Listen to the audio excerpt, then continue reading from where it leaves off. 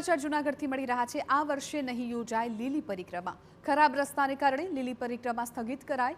ગિરનાર લીલી પરિક્રમાના માર્ગ પર રસ્તાનું ધોવાણ, પરિક્રમાના માર્ગ કાદવ કીચડનું સામ્રાજ્ય જોવા મળ્યું। પરિક્રમાના માર્ગ પર હાલ વાહનો ચલાવવામાં હાલાકી।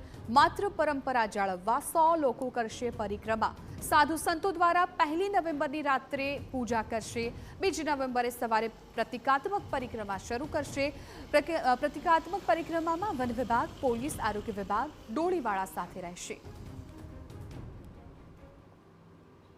અમે બોરદેવી રૂટ એટલે કે પરિક્રમાના રૂટ ઉપર બોરદેવી સુધી સ્થળ પરીક્ષણ કર્યું અને ધ્યાનમાં આવ્યું છે કે ખૂબ કાદવ કીચડ છે, કોઈ સંજોગોમાં પરિક્રમા થઈ શકે એમ નથી, જેથી અમારા કોઈ પણ અનક્ષેત્રો પરિક્રમામાં નિઃશુલ્ક જમાડવા આવી શકે એમ નથી, કારણ કે અંદર ટ્રક કે કોઈ વસ્તુ લઈ જઈ શકે એવી પરિસ્થિતિ નથી।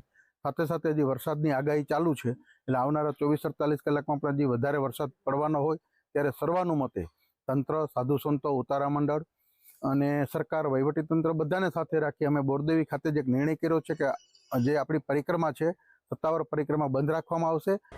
आज हम सभी साधु संतों के साथ, कलेक्टर श्री के साथ, MP MLA के साथ गिरनार परिक्रमा का रूट चेक करने गए थे और हमने देखा इस बार परिक्रमा करना लगभग नामुमकिन जैसा ही है। इसलिए मैं सबसे अपील करूंगा कि यदि आप आ रहे हैं तो गिरनार दत्तात्रेय भगवान के दर्शन करके उस परिक्रमा को पूर्ण मानिए, या अगर आपकी बहुत ज़्यादा इच्छा है, संकल्प है, मन्नत है, तो आप जो रोड होता है उस रोड से भी परिक्रमा कर लेंगे तो भी वो पूरा माना जाएगा।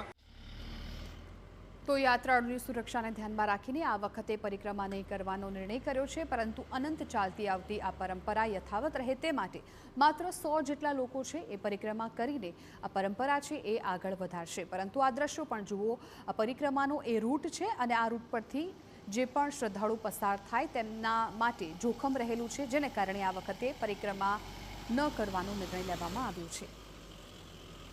પરંપરા જે છે ન તૂટે એના માટે એક પ્રતિક સ્વરૂપે સાધુ સંતોના એક લિમિટેડ નંબર સાથે એમને લઈ જઈ અને આ પરંપરાને જાળવી રાખી અને પ્રતિક સ્વરૂપે એ પરિક્રમાનો જે રૂટ છે એમના દ્વારા એ પરિક્રમા કરવામાં આવશે અને પરંપરા જાળવી રાખવામાં આવશે।